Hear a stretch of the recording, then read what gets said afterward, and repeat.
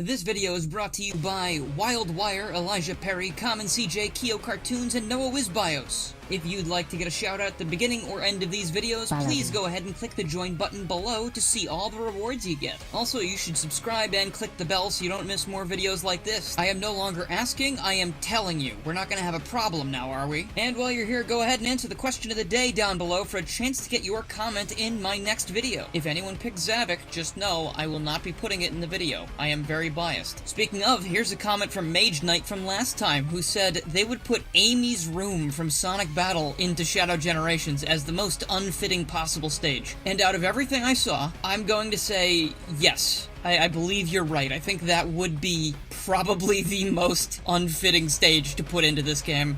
And it would raise a lot of questions. Hello, dear viewer. My name is Garrula64, or at least that's what I call myself, and welcome to a very speculative video about someone we care about a great deal. A man that goes by many different names. Solaris. Memphis. That idiot. Sorry, that one's from me. I just think he's a little bit dumb in Sonic 06, because he can time travel at will, but he still loses. We're of course talking today about our glorious, crystalline, lizard-eyed fellow Mephiles the Dark, who made a glorious return, or perhaps it was a pitiful return, in Sonic X Shadow Generations. I want to talk about Mephiles in Shadow Generations, how he was portrayed, how he's different from the original version, and what could have become of him if things had gone a little bit different than what we saw in the game. Make sure to watch this video all the way through so you can hear the full thoughts and offer your own thoughts on Mephiles in the comments, because I really want to hear what you guys think of this man. As a reminder, I read every single comment I get, so if you post stuff down there, I'm definitely going to see it, and I might even respond. So let's take a look-see back at the past, shall we? Mephiles, of course, hails from a game that I like to refer to as the Forbidden One. And that's only like half a joke, because in the modern day when I bring this game up or my opinions surrounding it, people tend to grab their torches and light their pitchforks and then storm my comment section with comments that make this game seem like it doesn't look like this 90% of the time. But the thing most people, I think, can agree on is that Mephiles the Dark is actually a pretty great character. This mysterious, shadowy figure, pun entirely intended by the way, from the moment he first graces your screen, fills you with questions and an unmistakable sense of dread.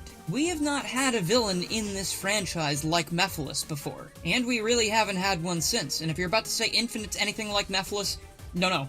Infinite's a big, edgy crybaby. Mephiles can actually back all of this stuff up. From his very personal rivalry with Shadow, to how he manipulates Silver into doing his bidding, Mephiles is basically this puppet master pulling the strings behind the scenes, leading up to the point where he can rejoin with his other half, Iblis, and become the omnipotent god Solaris once again. Of course, all it takes is a gentle breeze to ultimately send this guy packing, but he sure did leave a lasting impact, and if Sonic 06 had done better, I imagine Mephiles probably would have appeared in more spin-offs and more material in general. After Sonic 06, Mephiles would go into indefinite hibernation, with the exception of things like Sonic Runners and I think Sonic Forces Speed Battle, which they're now just calling Sonic Forces because I think even Sega wants to erase that one from the timeline, which is pretty fitting going off of today's topic. But let's fast forward 18 years past Mephiles' debut to 2024, where we see Mephiles in action again in Sonic X Shadow Generations. This, of course, was a massively hyped up edition, and it's sort of like righting a wrong in my opinion, because it seems a little bit lame in retrospect that the original Generations didn't even have like a passing reference to Mephiles, when he is the only villain who has ever come close to ending Sonic the Hedgehog permanently. But I guess that's the whole point of Shadow Generations. It's a new Shadow story, and he also like cleans up all the leftovers that Sonic didn't manage to get to in his playthrough. After mopping up the Bio-Lizard, Metal Overlord, and venturing through Chaos Island, a location I'm very curious as to why Shadow would eventually visit in the future, we descend into the underbelly of the White World, where things are a lot more atmospheric. We come across a lot of that icky paint-like goop that Shadow can only traverse through when he's in squid form, and the revelation behind that goo itself is actually something I really like a lot. Shadow walks with determination into a spherical arena, the likes of which he has never seen before, or at least, not this version of him at least. Upon noticing the strange container at the center of the location, Shadow approaches, only to be ambushed by a wave of darkness. Strange creatures that not even we have seen before bubble up from the ground, emitting more of that foul, dark aura. Though these small fries provide no challenge for Shadow the Hedgehog after all he's been through. But sensing something's amiss, he dodges out of the way to come face to face with, that guy. Who is that? I don't know who that is. The Lord of Darkness emerges from his prison after 18 years, or perhaps what may have felt like an eternity because the white space has no time, beckons to our anti-hero. In an entirely new voice, might I add. He is no longer performed by Dan Green, but instead Robbie Daymond of Persona 5, Hi-Fi Rush, and Spider-Man fame. Upon hearing the voice for the first time, I did have a little bit of a visceral reaction because I was not expecting the voice to be as high-pitched as it was. And that's purely just because Dan Green's voice was so deep that it just felt like a jump in the opposite direction, you know? Oh my goodness, though, the performance this man puts on is incredible. It might not be everyone's cup of tea, but I can hear the malice in every word that Mephiles says here, and perhaps even a little bit of fear thrown in there to spice things up. And this is where Mephiles is going to differ from his original incarnation. We of course get Mephiles' grand James Bond villain speech to declare his intentions of defeating you and restoring himself to the timeline. But as the battle continues and Shadow gives Mephiles no indication that he has any idea who he is, Mephiles starts to change a little bit. He starts to sound more desperate. He starts to throw in lines like, "I'm disappointed, Shadow. Truly disappointed." And with his health bar being less than half full, that's definitely one of those statements that you throw in there when you're getting your ass kicked, but you don't want people to know that you're upset about it. And he even has a line about potentially sparing Shadow, which he doesn't elaborate on, which could be the setup for a ruse. But it could also be Mephiles reaching one of the stages of grief. Bargaining. As the conclusion of the fight draws ever closer, Mephiles is smashed downwards into the puddle of primordial ooze that he spawned from. In a last desperate bid for victory, he spawns a few more clones while screaming out at Shadow to just make his desire to simply exist be known. But we know how the battle ends. Shadow does not heed these desires. He has more important things to worry about than an unnamed ghost of the past. And with that, once again, our pathetic, groveling Lord of Darkness is locked away, presumably for good this time. I love how Mephiles was handled in this game. This is exactly the kind of thing that I was hoping they would do and that I would have done if I was in control of this. The idea of having a character that nobody recognizes, but he recognizes all of you and he is very upset about that, is so cool. We're always talking about how Sonic 06 retcons itself out of existence, so where does Mephiles go in that? Oh, okay, he's been trapped in a timeless void with no escape, and he's been conscious and scheming to try and get out of it ever since it happened. And you're telling me, oh, he's finally got a chance now because time is being pulled apart by the Time Eater and he has a chance to slip through the cracks back into the timeline.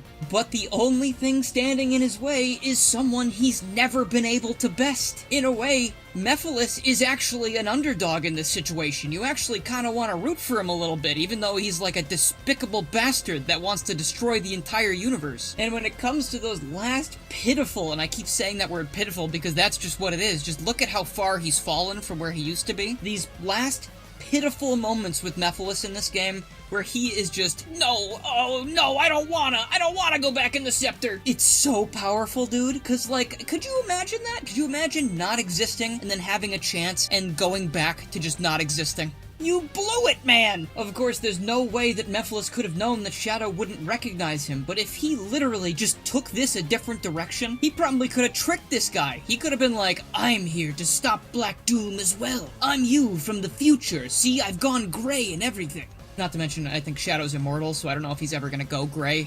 Or maybe he dyes his quills already. We don't actually know. Truthfully, though, that would have required a bit of a rewrite to the overall story of Shadow Generations, because as it is, the bosses aren't really that entwined with the lore or the overall plot. It's just sort of like a blast from the past kind of thing. Which is fine, of course, for BioLizard and Metal Overlord, because I don't think there's anything they could realistically bring to the story that other characters might not be able to. But I feel like with Mephiles, it was a huge missed opportunity to not have him be, like, main co-villain alongside Black Doom. Both of these characters characters suffered humiliating losses because of Shadow. Both of them are incredibly powerful forces, unlike anything we've ever seen in this franchise. And honestly, I think their power sets would have worked really well together, and would have been sort of interesting if maybe even Black Doom was trying to use Mephiles to be his new vessel. We could have gotten some crazy Black Doom Mephiles hybrid, this giant crystalline Devil Doom or something. It's got elements of Solaris in there, because like maybe Mephiles can't combine with Iblis anymore because he's nowhere to be seen, but there's nothing saying that Mephiles can't combine himself with some other incredibly destructive force. I do like the plot point of Black Doom trying to use Shadow's form to gain ultimate power, because he is the ultimate life form after all, but let's be real, we know from the get-go that Shadow is not going to be possessed by Black Doom because he's the only player character we have in this game. So in that sense, it was a little bit anticlimactic that he was like, no,